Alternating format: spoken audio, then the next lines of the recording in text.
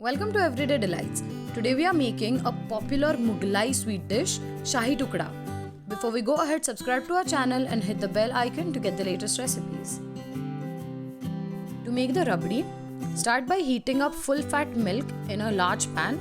This is about 2 liters. And as it starts getting hot, you can see that the fat starts to come up. We are going to keep boiling our milk until it becomes half. Keep scraping the sides and the base of your vessel so that the fat around these edges doesn't burn. Once your milk has reduced to around half, add the sugar. This is 2.5 cups of sugar.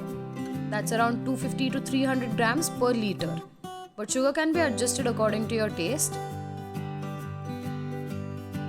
Give that a mix, and next let's add our saffron. Add it before so that it gets enough time to release its color. Now let this boil and reduce until it thickens. Making the rabdi can be a bit time consuming, but it's certainly worth the efforts. You need to keep scraping the sides and the bottom of the pan, and you must keep mixing and keep the milk moving so that nothing sticks and you get a smooth rabdi. You can see how thick the rabdi has become. The milk is reduced to less than half and the saffron has released its color. And as this cools down, it is going to go thicker.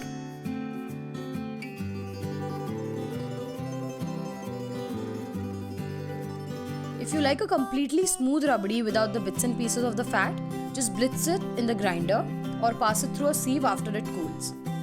So once you reach this point, turn the heat off and we're going to set it aside to cool.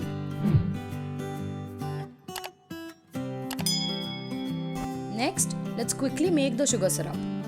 So take 1 cup of sugar with 2 cups of water. Give that a swirl and turn the heat on.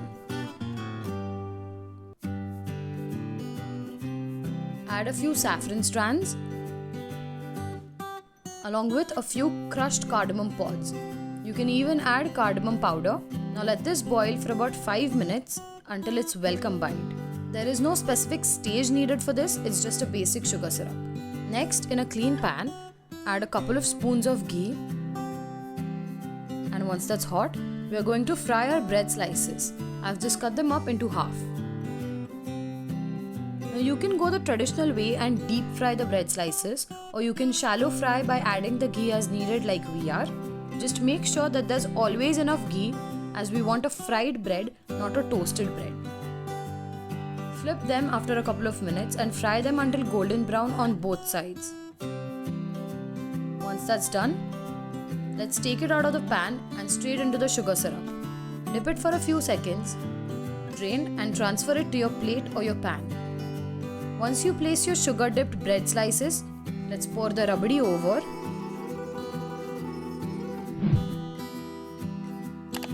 And top it off with any nuts of your choice. Repeat this bread rabdi nuts layering process if you're making it for a crowd, and set it in the fridge. Garnish as you like and serve chilled. Hope you liked the video. Please like, share and comment and subscribe if you haven't already. Thank you. See you next time with another recipe.